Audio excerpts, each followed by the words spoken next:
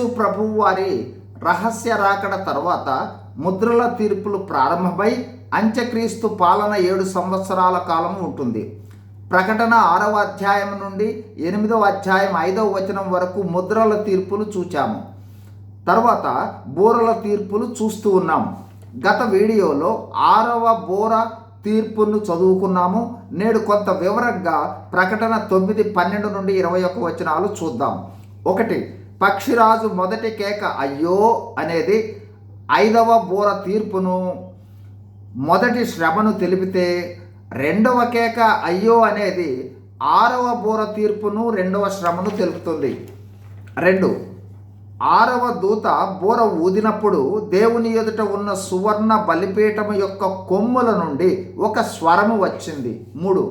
ఆ స్వరము 6వ బూర ఊదిన దూతతో చెప్పిన మాటలు ఏమనగా, అప్పటి వరకు యూఫ్రటీసు అను మహానది యొద్ద బంధించబడిన 4 దూతలను వదిలిపెట్టమని బూర పట్టుకొని ఉన్న దూతకు చెప్పటం జరిగింది. ఆ 4 దూతలు అదే సంవత్సరము, అదే నెలలో, అదే దినమున, అదే గంటకు విడిచిపెట్టబడ్డారు. 4. ఆ 4 దూతల వల్ల మనుషులలో 3వ భాగము సంహరించబడాలి. ఈ సమయంలో ఒక్కసారి గత అధ్యాయాల్లో జరిగిన సంఘటనలను తెలుసుకునటం మనకు ఉపయోగకరం. ప్రకటన గ్రంథము 6వ అధ్యాయము 8వ వచనం ప్రకారము అప్పటి భూ ప్రజలలో 4వ వంతు హతులయ్యారు. నేడున్న జనాభాతో లెక్కిస్తే ఆ హతులైన వారు 2.05 బిలియన్లు లేదా 205 కోట్లు. అట్లాగే ప్రకటన 8:11లో చేదు నీళ్లు లేదా విషపూరితమైన నీరు త్రాగి కొంతమంది చనిపోయారు. వీరితో పాటు ఈ 4 దూతలు విడిచిన తర్వాత ఉన్న వారిలో 3వ వంతు సంహరించబడతారు.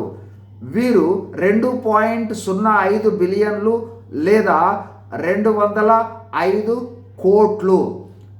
మొత్తము ఈ మరణించిన వారు ఈరోజు ఉన్న జనాభాతో పోల్చుకున్నట్లయితే ప్రపంచ జనాభా సగము కన్నా ఎక్కువే మరణించారు అనేది గుర్తించవచ్చు.